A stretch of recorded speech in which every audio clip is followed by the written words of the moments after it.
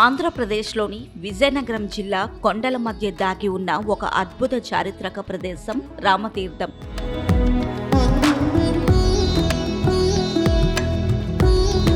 ఇది కేవలం ఒక హిందూ పుణ్యక్షేత్రం మాత్రమే కాదు, బౌద్ధ, జైన, హిందూ సంస్కృతుల కలయికకు నిలువెత్తు సాక్ష్యం.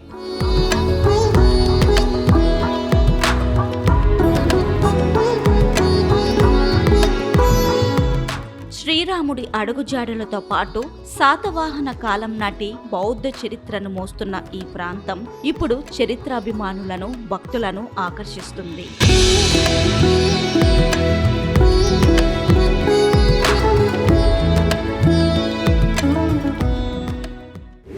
వేల ఏళ్ల చరిత్రను దాచుకున్న ఈ ప్రాంతమే రామతీర్థం.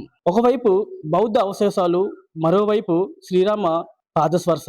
సనాతని కాలం నాటి బౌద్ధ వివరాలు ఇక్కడ వైభవాన్ని తెలియజేస్తుండగా, ప్రతి సంవత్సరము శ్రీరామనవమి భక్తి శ్రద్ధలతో ప్రతిబింబిస్తుంది. ఇక్కడ చరిత్ర ప్రేమికులను, పర్యాటకులను ఈ ప్రాంతం విశేషంగా ఆకట్టుకుంటుంది. ఇదే విషయాన్ని మనతో మాట్లాడేందుకు ప్రధాన అర్చకులు శ్రీరామాచార్య ఉన్నారు. మాట్లాడే ప్రయత్నం చేద్దాం.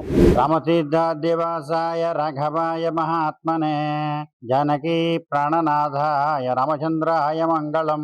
ప్రసిద్ధ పుణ్యక్షేత్రం విజయనగరం జిల్లా రామతీర్థంలో ఈ ప్రాంతంలో రామావతారంలో మొట్టమొదటిగా స్వామివారు వనవాసకాలను ఈ ప్రాంతంలో సంచరించారు. ఆ తర్వాత పాండవులు కూడా ఈ ప్రాంతంలో వనవాసం చేసినప్పుడు స్వయంగా కృష్ణ పరమాత్మ ఈ సీతారామ లక్ష్మణ విగ్రహాలని స్వామికి వారికి సమర్పిస్తారు. మొట్టమొదట ఈ స్వామిని పాండవులు పూజ చేసుకుంటారు. పాండవులు పూజ చేసుకుని ఈ ప్రాంతాన్ని మరో ప్రాంతానికి వెళ్ళిపోయినప్పుడు ఒక వేదగర్భుడైన స్వామికి వారు అప్పచెప్పి వారు ఈ ప్రాంతానికి వెళ్ళిపోయిన తర్వాత ఈ వేదగర్భుడు వంశీయులు స్వామిని ఆరాధన చేసుకున్న సమయంలో ఈ ప్రాంతంలో బౌద్ధుల యొక్క ప్రాబల్యం ఎక్కువగా ఉందని చెప్పి వారు విడిచిపెట్టి వెళ్ళిపోతే స్వామివారి భూమిలో కలిసిపోతారు. ఆ తర్వాత 16వ శతాబ్దంలో విజయనగర మహారాజా వారు విజయనగరం కన్నా పూర్వం ఈ కుంభళాపురాన్ని పరివేశం చేసిన కాలంలో ఆ రాజధాని నుంచి అరణ్యాల ప్రజలు వచ్చినప్పుడు ఎప్పుడు రాని ఒక మూగామెకి స్వామి కనిపిస్తారు. ఆమె మాటలు రానప్పుడు నాలుగు మీద శ్రీరామ అనే అక్షరాలు రాయడంతో మాటలు వస్తాయి. ఆమె ద్వారా రాజావారికి వర్తమానం పంపించి ఈ దేవాలయం అంతా కూడా నిర్మాణం చేసుకుంటారు. అదే సమయంలో స్వామివారు కూడా రాజావారి కళలో కనిపించి ఈ విషయాలన్నీ తెలియజేయడంతో వారందరూ అరణ్యంలోకి రాగానే ఒక నీటి మడుగులో స్వామి లభిస్తారు. రాముడు తీర్థం నుంచి ఆవిర్భవించారు కాబట్టి రామతీర్థం అని చెప్పి ఈ దేవాలయం అంతా కూడా నిర్మాణం చేశారు. అంటే స్వామివారు పాండవుల కాలం నుంచి ఉన్నప్పటికీ ఈ దేవాలయం అంతా కూడా 16వ శతాబ్దంలో నిర్మాణం జరిగింది. తర్వాత ఈ పక్కన నుండి కొండపైన పర్వతం పైన పాండవులు తిన ప్రదేశాలు, ఆనవాళ్లు, గుర్తులు ఇవన్నీ కూడా ఉంటాయి. కొండపైన కోదండరామ దేవాలయం ఒకటి, ఒక నీటి మడుగు ఒకటి, కొండంతా ఉరిగిపోతుంటే భీముడు ఇలా అడ్డుకున్నాడని చెప్పి భీముని గుహాన్ ఒకటి, తర్వాత పాండవుల పంచలు ఇవన్నీ కూడా ఈ పర్వత ప్రాంతం పైన ఉంటాయి. ఇంకో కొండ పైన బౌద్ధ స్తూపాలు, జైన స్తూపాలు కూడా ఉంటాయి. అంటే ఈ ప్రాంతం అంతా కూడా పాండవులు, బౌద్ధులు, జైనులు వీరందరూ కూడా సంచరించినట్లుగా ఆధారం ఉండేటువంటి ప్రదేశం అన్నమాట.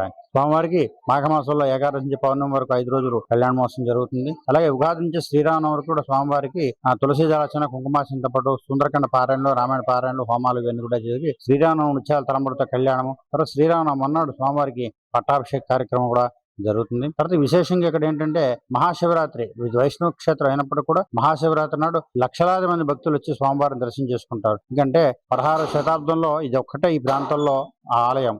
ఈ ఆలయానికి అక్కడ రాజధాని నుంచి ఈ ప్రాంతంలోకి ప్రజలందరూ కూడా వచ్చి రాజావారితో పాటు స్వామి దర్శనం చేసుకుంటూ మొక్కులు తీర్చుకుంటుండేవారు. ఆ విధంగా 16వ శతాబ్దం నుంచి కూడా ఈ మహాశివరాత్రి నాడు భక్తులందరూ వచ్చి స్వామివారి దర్శనం చేసుకొని స్వామి ఆశీస్సులు పొందడం వల్ల వారందరూ సుభిక్షంగా, పంటలందరూ సుభిక్షంగా పండుతానంటే పూర్తి విశ్వాస నమ్మకంతో మహాశివరాత్రి నాడు కూడా భక్తులు వచ్చి పాల్గొంటారు. ఇది స్వామివారి విశేషం.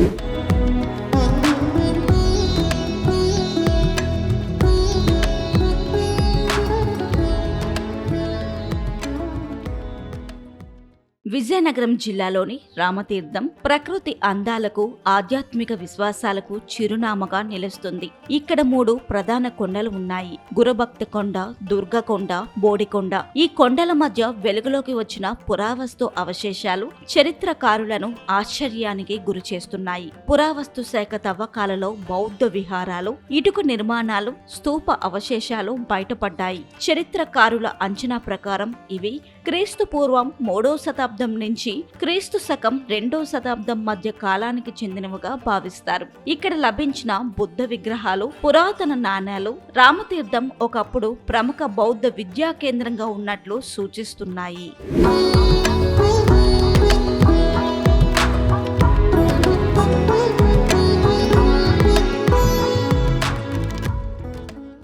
కాలక్రమేణా ఈ ప్రాంతం హిందూ ఆధ్యాత్మిక కేంద్రంగా మారింది. కొండపై ఉన్న శ్రీ రామాలయం కారణంగానే ఈ ప్రాంతానికి రామతీర్థం అనే పేరు వచ్చిందని స్థానికులు చెబుతున్నారు. స్థానిక విశ్వాసం ప్రకారం వనవాస సమయంలో శ్రీరాముడు, సీతమ్మ, లక్ష్మణులతో కలిసి ఇక్కడ విశ్రాంతి తీసుకున్నారని చెబుతారు. కొండల మధ్య ఉన్న పవిత్ర తీర్థంలో స్నానం చేస్తే పుణ్యం కలుగుతుందని భక్తుల నమ్మకం. ప్రతి సంవత్సరం జరిగే శ్రీరామనవమి ఉత్సవాలకు వేలాది మంది భక్తులు తరలి వస్తుంటారు.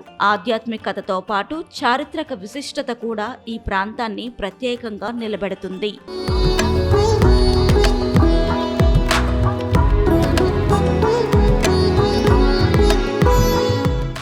అయితే విలువైన పురాతన అవశేషాల సంరక్షణపై మరింత శ్రద్ధ అవసరమని చరిత్రాభిమానులు కోరుతున్నారు. సరైన పరిరక్షణ చర్యలు తీసుకుంటే రామతీర్థం అంతర్జాతీయ పర్యాటక కేంద్రంగా మారే అవకాశం ఉందని నిపుణులు అభిప్రాయపడుతున్నారు. భక్తి, చరిత్ర, సంస్కృతి మూడూ కలిసిన అరుదైన క్షేత్రం రామతీర్థం.